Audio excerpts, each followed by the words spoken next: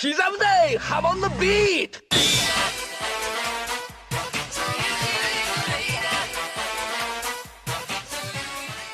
Welcome back to another JoJo chapter review. This time we're taking a look at the 5th chapter of the JOJOLands titled November Rain.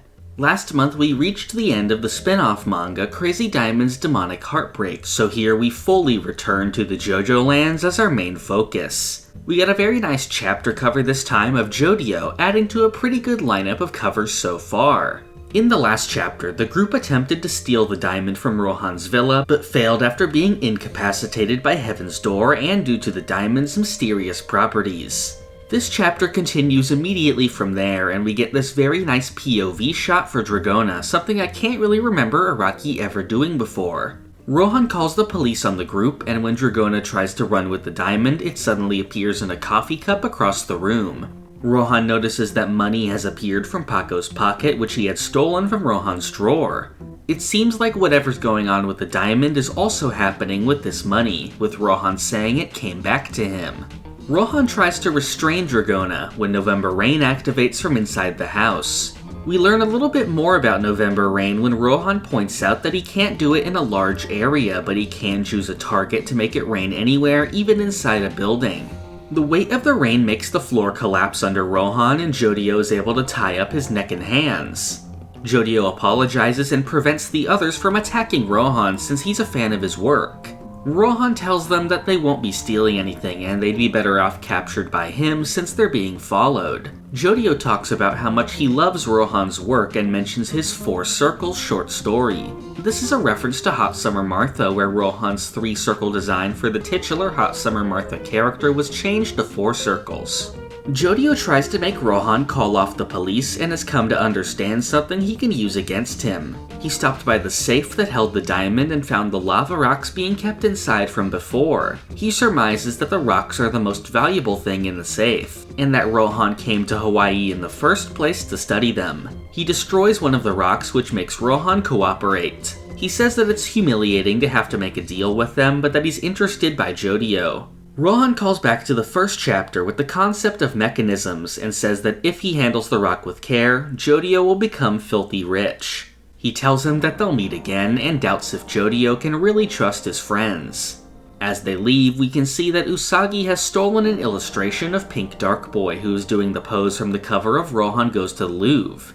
It seems like Paco was able to hold on to the diamond with no issue after he picked it up earlier. I think the reason for this would actually be the mechanism described earlier. While Rohan still had the rock, the diamond couldn't be stolen and his money returned to him. Now that Jodio has it, the diamond can be taken with no issue. At the end of the chapter, the group leaves into the jungle while 3 cats follow them. This was yet another really great chapter. It wrapped up the first real conflict nicely, and I think we have a better understanding now of the concept of mechanisms, and hints at the part's mission statement about Jodio becoming rich. It also seems like this is Rohan's time to bow out of the story for a while, although I have no doubt he'll pop up again later. Of course, the next big obstacle for the group is going to be the cats, and the end of the chapter revealed that there's more than one. At this point, I think it's likely that the string ability seen earlier doesn't belong to any of the cats, and instead is the ability of their owner. I think they control their group of cats to set up the string like Usagi said earlier. As I've said before, the best thing about Araki is that you really can't predict what could possibly happen next. So I'm really excited to see where the story goes now that we've moved on from Rohan for the time being.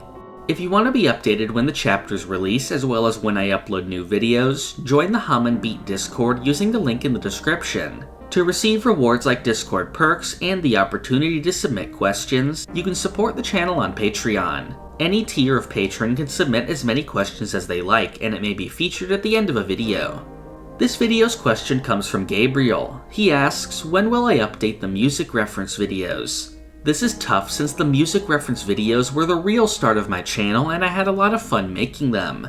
The problem is that to even keep them available on YouTube, I've had to cut down the length of songs so much that I honestly don't even think they're that enjoyable to watch at this point.